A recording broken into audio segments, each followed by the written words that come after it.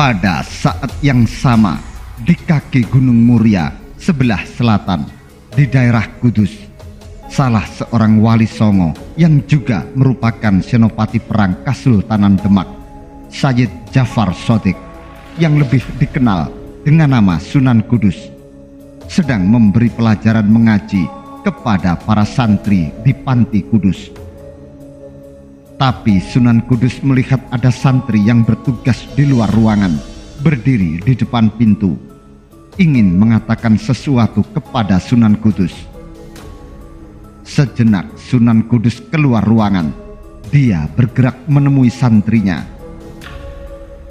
"Ada apa?" tanya Sunan Kudus. "Ada tamu, Kanjeng Sunan.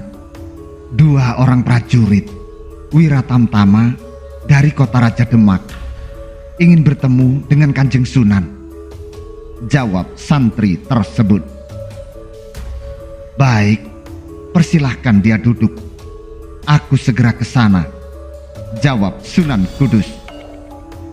Setelah mengangguk hormat, santri tersebut bergegas menemui tamunya kembali. Sunan Kudus kembali memasuki ruangan, memberi pengarahan kepada para santri, lalu berjalan ke pendopo menemui 2 orang prajurit Demak. Di pendopo telah menunggu 2 orang tamunya, dan Sunan Kudus pun menemuinya, berbicara mengenai kabar keselamatannya. Dan setelah berbicara panjang lebar, Sunan Kudus lalu berkata, "Ada titah Kanjeng Sultan kepada saya?" "Ya Kanjeng Sunan, dawuh dalem Kanjeng Sultan Bintoro.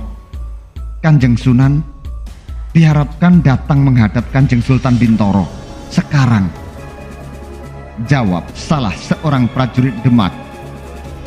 "Baik prajurit, kalian berangkatlah dulu. Aku segera menyusul," kata Sunan Kudus. Kemudian kedua prajurit itu pun mohon pamit kembali ke kota Raja Demak. Setelah itu Sunan Kudus memerintahkan kepada 2 orang santrinya untuk mempersiapkan 3 ekor kuda dan mengikutinya pergi menghadap Sultan Demak. Berangkatlah Sunan Kudus disertai 2 orang santrinya menuju arah matahari terbenam, ke arah barat menuju kota Raja Demak. Menjelang matahari terbenam, 3 ekor kuda memasuki kota Raja Demak dan langsung menuju bangunan besar Keraton Demak.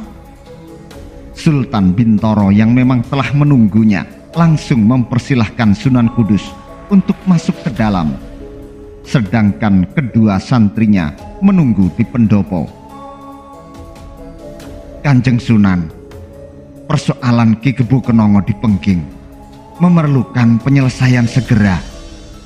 Waktu yang telah diberikan oleh Kakang Wonolopo telah genap 3 warso, dan ternyata Ki Ageng Pengging tetap tidak mau datang menghadap ke Demak. Bagaimana menurut pendapat Kanjeng Sunan Kudus?" tanya Sultan Bintoro. "Sendika dawuh Kanjeng Sultan, memang tidak bisa dibiarkan berlarut-larut. Ki Ageng Pengging jelas mbalelo, tidak mengindahkan titah rajanya untuk datang menghadap ke Keraton Demak," jawab Sunan Kudus. "Baiklah kalau begitu, Kanjeng Sunan Kudus sebagai seorang senopati perang Kesultanan Demak supaya berangkat ke Pengging sebagai duta pamungkas untuk menyelesaikan persoalan Pengging," perintah Sultan Demak. "Sendika dawuh Kanjeng Sultan," kata Sunan Kudus. "Baiklah Kanjeng Sunan, apakah Kanjeng Sunan perlu membawa prajurit?" tanya Sultan Bintoro. "Tidak perlu Kanjeng Sultan, cukup dengan beberapa orang santri Kudus," jawab Sunan Kudus. Setelah itu Sunan Kudus segera mohon pamit dan berangkat menuju ke timur, kembali ke Panti Kudus. Setelah sampai di Kudus, Sunan Kudus memerintahkan kepada 7 orang santrinya untuk ikut berangkat ke Pengging. "Kita berangkat besok pagi," kata Sunan Kudus. Esok harinya, 8 orang terlihat keluar dari Panti Kudus, berjalan menuju arah selatan. Mereka berjalan lurus, menyusuri sungai dan menuju ke arah rawa. Sunan Kudus telah memerintahkan salah seorang santri untuk membawa sebuah bungkusan yang di dalamnya terdapat sebuah bende pusaka Sunan Kudus yang suaranya ngedap-ngedapi, Kiai Sima. Kita berjalan ke arah selatan, menyusuri Kali Serang, menuju ke arah kaki Gunung Merbabu. Setelah itu, kita berbelok menuju arah Gunung Merapi, kata Sunan Kudus. Sunan Kudus yang mengemban tugas dari Sultan Demak mengajak 7 orang santrinya berjalan cepat, menerobos hutan yang tidak begitu lebat, menuju daerah Pengging di kaki Gunung Merapi. Selain seorang santri membawa bende pusaka Kiai Sima, beberapa orang santri yang lain telah membawa beberapa ontong jagung muda dan ketela pohon sebagai bekal makanan, meskipun mereka juga sudah terbiasa makan beberapa buah yang mereka jumpai di hutan. Jauh sebelum mencapai kaki Bukit Telomoyo, Sunan Kudus berbelok ke arah selatan dan sampailah rombongan itu di tepi Sungai Cemara. Kemudian mereka pun bermalam di hutan itu.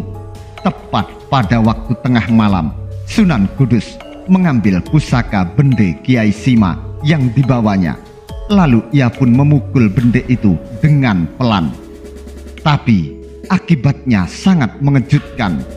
Suara bende mampu menggetarkan hati, seperti suara harimau mengaum menggelegar, menggetarkan udara dingin di kaki Gunung Merbabu. Beberapa penduduk yang berada di sekitar Sungai Cemara banyak yang tergetar hatinya dengan sebuah auman seekor harimau yang garang. "Besok pagi perjalanan kita lanjutkan. Kita jalan terus menuju Pengging," kata Sunan Kudus.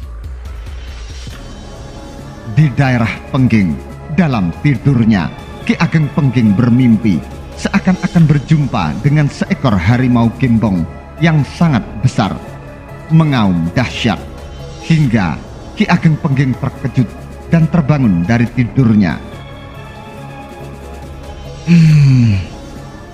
Suara bende pusaka Kiai Sima milik Kanjeng Sunan Kudus.